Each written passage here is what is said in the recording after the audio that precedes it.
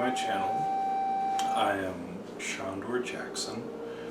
I am from the United States of America, and I create original poetry and music. I started this new album with a dream. I woke up from it and it was basically explained to me in the dream that I needed to create a book of songs that were of the nature in my life. So I've been sort of celebrating the natural world as it interacts with me, and the experiences have been great so far. Recently I purchased a Bolivian Cherokee flute, and that's what I've been using to produce my music. It's very therapeutic, sort of meditative process to do the breathing through the flute and produce notes through it without much care. Eventually you find something that works for a melody, and I'm at the point now that I'm creating the music.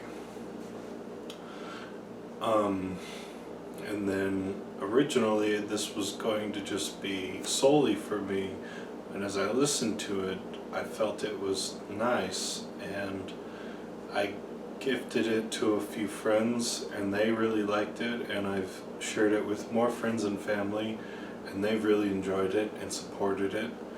And so one day I wake up and it's like another dream to create this YouTube channel and explore sounds with all of you.